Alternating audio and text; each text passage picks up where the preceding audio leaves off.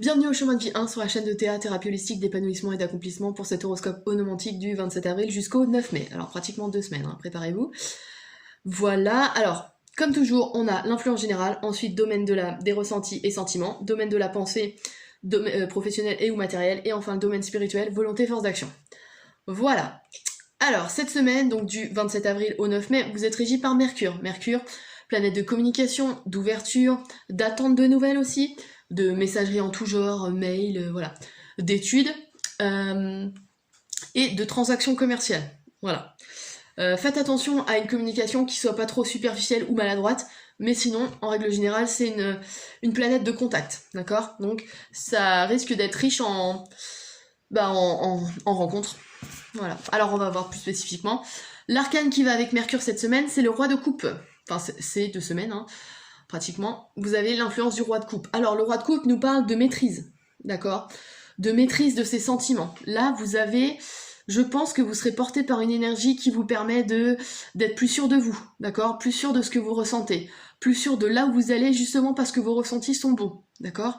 On a aussi, en autre niveau de lecture, alors un homme, plutôt d'âge mûr, qui peut vous aider, d'accord? Qui soit représente un membre de votre famille, soit un conjoint. Là, ça peut être vraiment général, donc ça peut être aussi quelqu'un qui intervient dans votre vie matérielle, professionnelle, voilà, un banquier, un administrateur, enfin voilà. Quelqu'un qui est mûr et qui a de l'autorité, d'accord? Qui sait, qui connaît ses compétences et ses qualités, et qui, grâce à ça, a un tempérament plutôt doux, enfin une autorité sereine, vous voyez. Pas quelqu'un qui va s'imposer à tout prix, non. Lui, il a la maîtrise de ses sentiments parce qu'il sait qu'il a la valeur, vous voyez. Voilà. Donc vous verrez selon ce que vous vivez, si c'est vous qui êtes porteur de cette énergie, ou si quelqu'un intervient dans votre vie. Hein. Voilà. Alors dans le domaine des sentiments ressentis, on a le 5 de denier. Alors là, en plus on a Mercure qui nous parle de communication, d'ouverture, et voire même d'éparpillement, attention à ça. Ici on a le 5 qui nous parle de mouvement, de changement. Donc là il y a vraiment quelque chose qui bouge dans vos relations. Alors, elle bouge dans vos relations mais en lien avec l'argent. Là il y a une notion de peut-être transaction, ça c'est possible, transaction commerciale, en lien avec ce personnage peut-être, je sais pas. Transaction commerciale, d'autant plus que vous avez Mercure durant votre semaine, donc il y a vraiment un changement dans vos finances, d'accord? Soit, comme je vous le disais, transaction commerciale, soit vous avez un sponsor, enfin quelqu'un qui va vous donner de l'argent, qui va vous aider, ça c'est possible, dans votre relationnel. Le 5 aussi, nous parle de voyage, de mouvement, autant de mouvement de l'esprit que du mouvement physique, d'accord? Et c'est assez attention à la nervosité et à l'impulsivité avec le 5, d'autant plus avec l'éparpillement d'énergie, enfin le gaspillage d'énergie de Mercure. Là, il y a peut-être des choses, comment dire, comme je vous l'ai dit, attention à votre communication, qu'elle ne soit pas maladroite. Ici, ça peut sortir avant que vous ayez tourné 7 fois votre langue dans votre bouche, d'accord? Donc attention à ça. Parce que ça peut se jouer sur vos finances, d'accord? Voilà. Mais il y a un changement dans vos finances en lien avec quelqu'un de votre entourage. C'est ça qu'il faut que vous reteniez. D'accord? Sachant qu'ici, on a une influence plutôt patriarcale. Hein. Vous voyez quelqu'un qui veut prendre soin de vous, peut-être. Donc, il y a peut-être... c'est peut-être en lien avec ce 5 de denier. Et là, on a encore un denier. Dans le domaine professionnel et ou matériel, on a le roi de denier. Alors, lui, il a, comme le roi de coupe, il a la maîtrise, d'accord? Il a l'autorité, il a conquis la matière et le spirituel.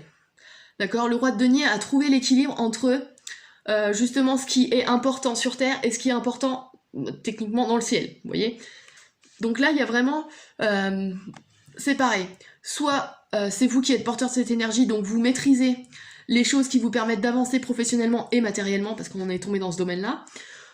Soit c'est quelqu'un qui va vous y aider, quelqu'un de plutôt âgé, comme je vous l'ai dit, qui a une autorité et qui a les finances, hein, parce que là, ouais, il a le denier en main, donc il a cette conquête matérielle. Il a conquis son domaine, son monde matériel, lui, donc il peut vous aider. C'est peut-être lui qui amorcera ce changement professionnel, matériel dont je vous parle.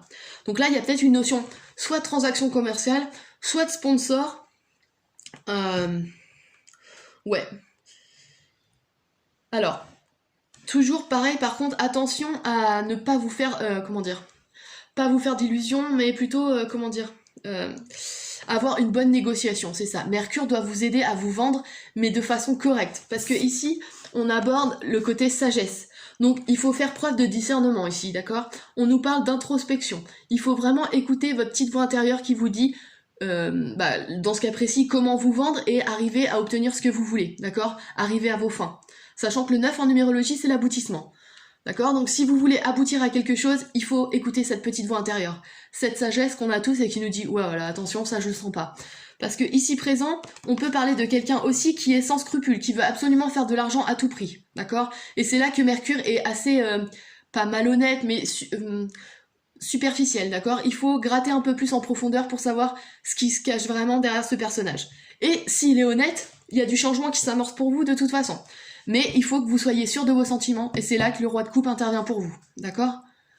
Voilà, alors je vais voir les influences planétaires.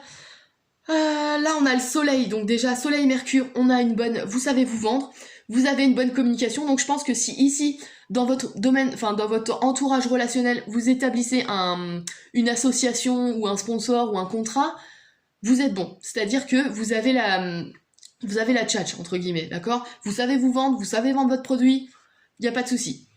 Mais attention au fait que les promesses n'ont pas de valeur de durée avec le 5, d'accord? Donc il faut vraiment signer un contrat s'il doit y avoir, d'accord? Ne prenez pas pour argent comptant n'importe quelle promesse faite. Avec le 5, ça n'a jamais de durée, d'accord? En numérologie. Ensuite, on a Pluton. Pluton-Mercure. Alors, Pluton-Mercure, parce qu'on a Mercure durant cette semaine, et là, cette énergie, elle est plutonienne pour cette carte, pour cette semaine en tout cas. Là, Pluton nous parle de transformation, d'instinct, d'accord? Et ici, on nous parle de sagesse. Écoutez de votre voix intérieure. Là, on peut pas faire plus clair. Il faut vraiment écouter votre instinct, vos tripes, et vous dire, bon, cette personne, ouais, ok, on peut partir avec elle et bosser. Non, oui, non, voilà. Il faut faire la part des choses, écouter de votre voix intérieure et votre instinct. Vraiment, Pluton, c'est ça, hein, c'est les ressentis intérieurs, mais viscérales, d'accord? Si vous sentez pas quelqu'un, n'y allez pas, d'accord?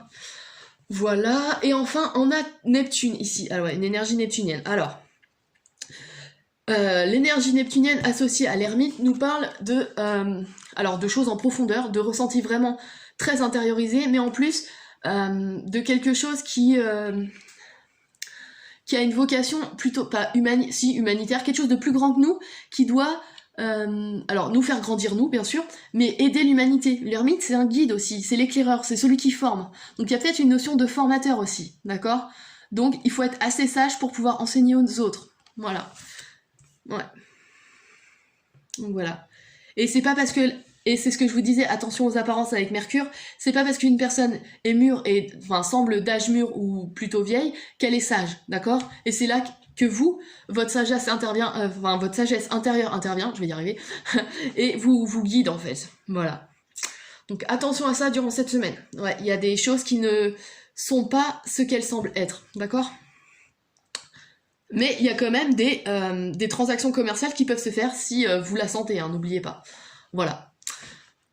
Voilà, je crois que j'ai fini. Donc c'était un horoscope donc, du 27 avril au 9 mai. N'hésitez pas à liker, à partager et à vous abonner si ce n'est pas déjà fait.